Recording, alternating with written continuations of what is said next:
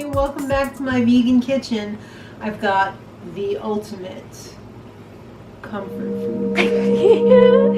It's a vegan mac and cheese. I was gonna say croissant. It's not. It's a calzone. Oh my god! The ultimate. This is so good. If you want to impress someone, make them this. So let's get started. The first thing that we're going to do is boil 1 pound of macaroni. I'm using large elbows. Just follow the package directions. I mean, because I don't know what kind of macaroni you're using. It could be 10 minutes, it could be 2 minutes. Make sure you don't overcook them because they're going to cook in the calzone too. And nobody wants gummy, pasty macaroni in their macaroni and cheese. That's gross. So we're just going to hold it aside. We're only going to make you wait for a few minutes. Whoops!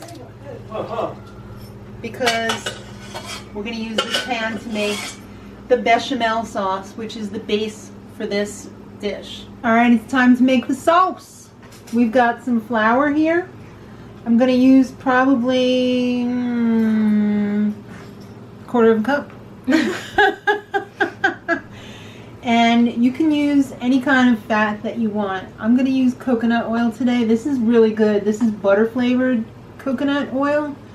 Makes it taste nice. But you could also use vegan butter, you know, like Earth Balance, or you could even use olive oil, I mean, if you were desperate. We're going to put about the same amount of oil as flour, because that's how you do it. That's how you make a bechamel. Or some people at this point call this a roux. So we're going to take it over here to the stove, and we're going to cook it until it becomes a paste.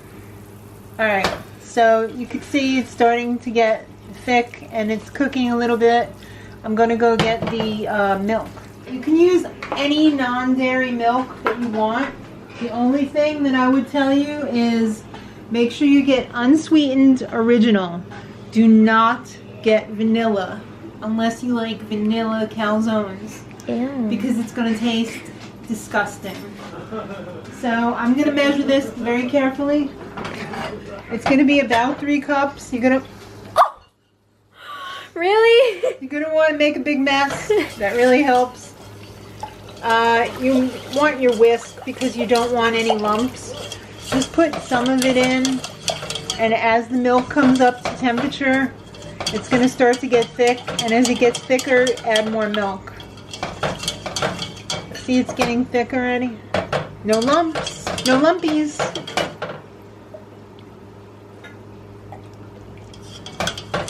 You don't want it to be too watery because you don't want the macaroni and cheese to be watery when you put it in the calzone, because when you cut it and go to eat it, it's all going to fall in your lap.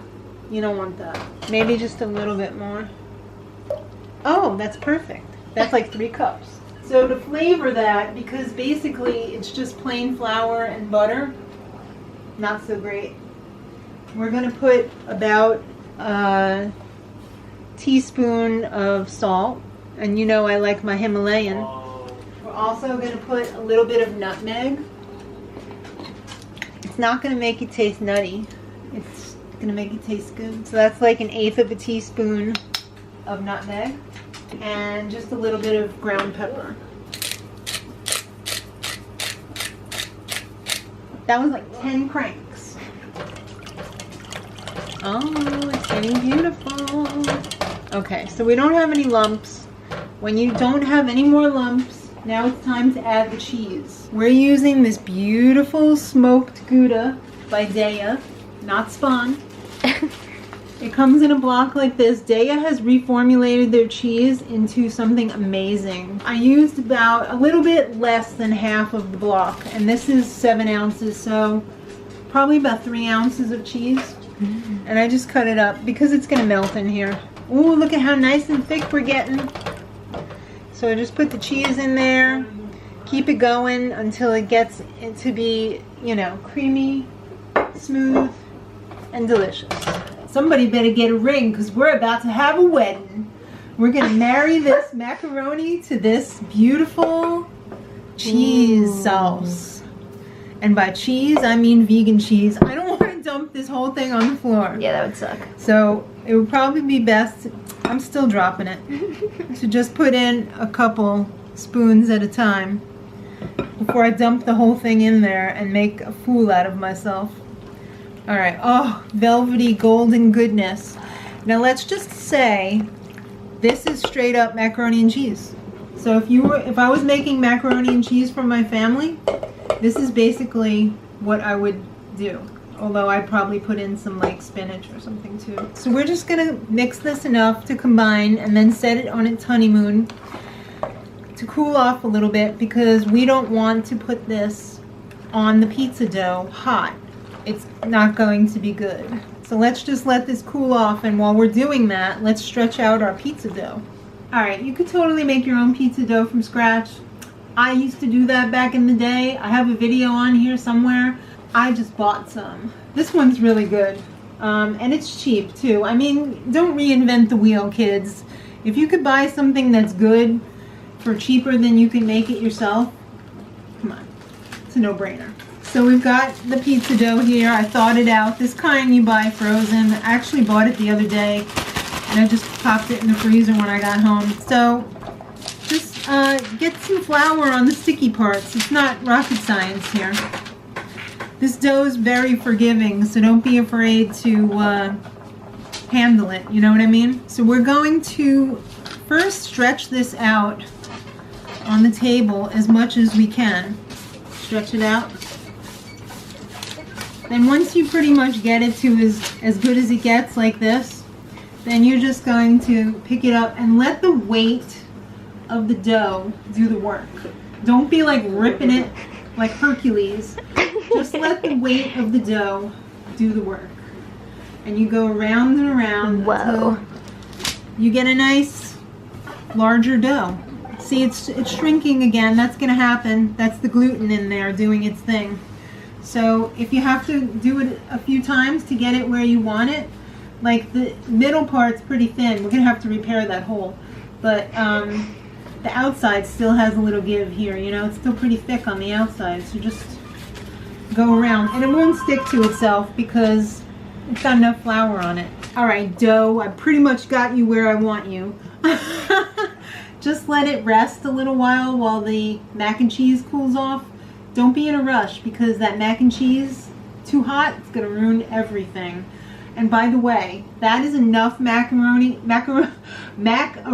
and cheese for 2 calzones, or 1 calzone and lunch the next day of just mac and cheese. Alright, we're all ready to load her up. I've got the filling here, and that is 2 slices. I wouldn't use this much normally. I would use like probably 1.5 slices. Honestly, we usually just get the Gardein meatballs. This, by the way, is the Gardein meatless meatloaf. I would use like 3 maybe of the Gardein meatless meatballs. So I'm just going to put little pieces of this in random spots, you know, like as if it were pepperoni or whatnot. And this is going to be folded in half, so you're only going to want to fill half. And this will give me a chance to tell you about the oven while we're doing this.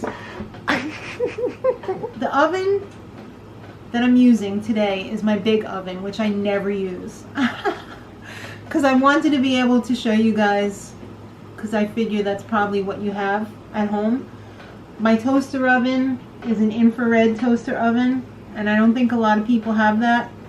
So that I usually put on the pizza setting, which I believe cranks it up to 450, but it's like this far away from the element. So this oven I'm cranking up to 550. It's good to get it as hot as you can get it. That's how pizza ovens work. That's why it tastes so good when you go to the pizzeria, because the temperature is so high. You usually can't achieve that at home. Also, if you have a pizza stone, you should use it, because it makes it really, really good, and it keeps the bottom dry, and it makes it fluffy. Alright, this is still a little bit warm, but it's okay. It's not like blazing hot. Maddie just suggested that this would be really good too with some breaded eggplant on the bottom. some chicken tenders, and by chicken tenders I mean chicken tenders. You know, vegan ones, of course. So we're just going to pile this up as much as we can, as much as the law allows. I'm going to go with like half of what's in the pot there because I think that's probably about right. This is so good. Guys, I hope you make this and taste it because it is so good. They would have me make this all the time if I could. If it, you know, if it wasn't a little unhealthy. This is a treat meal. Alright, so we're just going to put it over. And the way that I like to do this, I don't know how the pizza places do it because I never worked in one. I start here and I just fold it over and make sure that the edges are sealed because you don't want any of that macaroni and cheese goodness leaking out. You don't want anyone coming for your edges. No. Just sew it up with your fingers.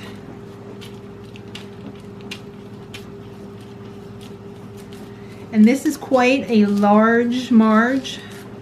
So what I like to do is I like to, you know, move it around a little bit here so that it'll fit on the plate. It's almost like a little, you know. Kind of looks like a cat head from... Yeah, kind of. I just like to trim this too so that the paper doesn't catch fire in the oven. I just take my pizza pan and slide it under there. Whoa, look at that. Fit exactly. I might have done this a time or two before. Maybe. Alright, let's pop it in now. I got my pizza stone in the middle of the oven.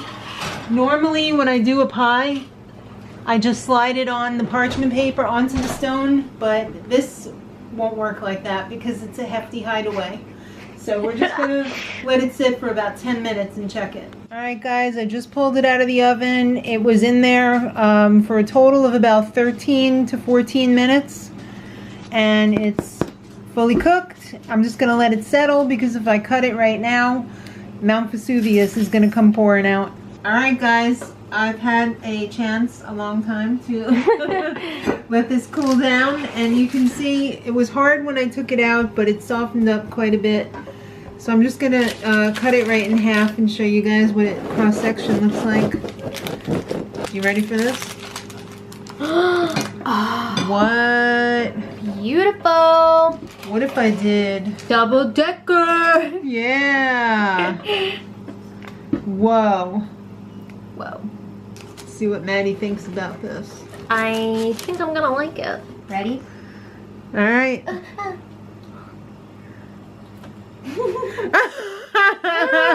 Yeah. This is so good though. Is it? How's that yeah. meatloaf? It's really good. Did you get a bite of the meatloaf?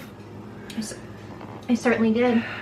And it's giving me life. All right. If you want to give somebody life, make this recipe. Make sure you please give us a thumbs up and subscribe for more videos. And until next time, Much love.